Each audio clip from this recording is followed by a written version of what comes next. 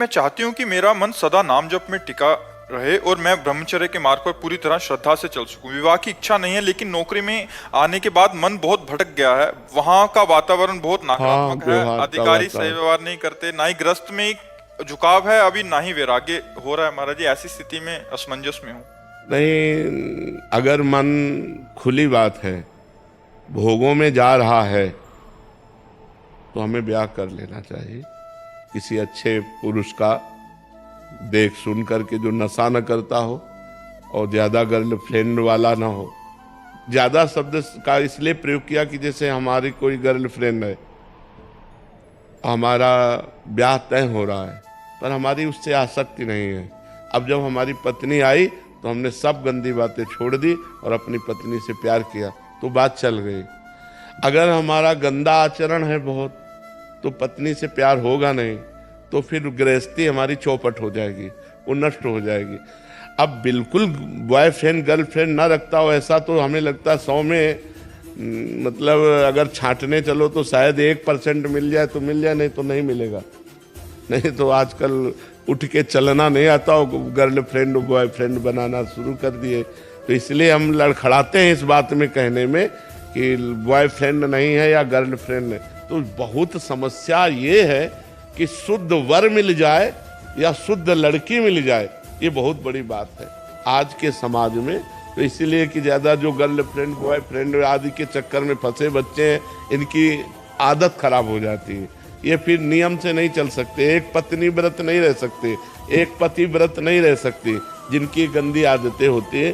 तो अगर अपना मन भोगों में जाता है तो मुझे लगता है फिर ब्याह करना चाहिए। लेकिन जो विवाह के बाद क्रियाएं होती है, उससे भिन्नता आती है। अब ये अपने को देखना है कि यदि हमें संभोग नहीं चाहिए, खुली बात है, तो हमें ब्रह्मचर्य से रहना चाहिए। और यदि मन ऐसे, हम शरीर से तो कुछ नहीं कर रहे, लेकिन मन से गंदा चिंतन कर रहे हैं, सबसे बड़ी हानि होती है। मान लो हमारा मन का गंदा चिंतन हट जाए तब तो बढ़िया बात है। अगर मन गंदा चिंतन कर रहा है तन से, तो उसका कोई खास पवित्रता नहीं मानी जाती।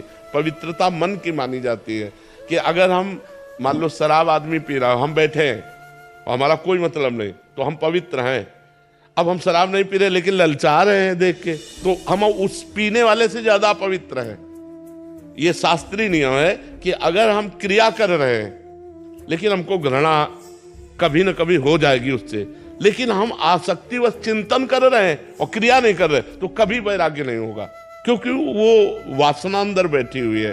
तो हम ये देखते हैं, अपने हृदय को जांचें कि यदि मेरा हृदय ऐसा कि मुझे पुरुष का सहयोग नहीं चाहिए, तो फिर ब्रह्मचर्य से रहना चाहिए, किसी भी भुलावे में भटकावे में नहीं आना चाहिए। और अगर ऐसा लगता है कि हम कहीं फिसल सकते हैं, तो फिसलना नहीं चाहिए। किसी सच्चे, ऐसा नहीं कि नहीं है, एक से एक सुंदर परिवार, वैष्णव परिवार, सात्विक परिवार है, किसी का वर्ण करके अपना जीवन निर्वाह करना चाहिए।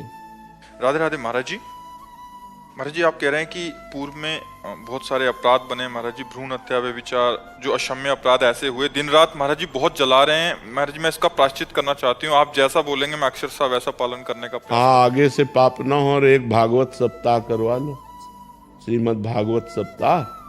भागवत सप्ताह गरज रही है समस्त पापों का नाश करने के लिए।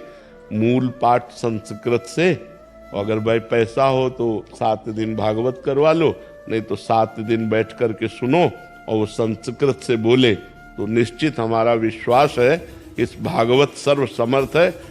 धुंधकारी महापापी था और 7 दिन केवल भागवत सुनने मात्र से विमान आया और वो भगवान के धाम को गया। तो अगर हमसे गलती हो जाए तो उसके लिए प्रायश्चित भी है। तो 7 दिन भागवत सुन लीजिए आप।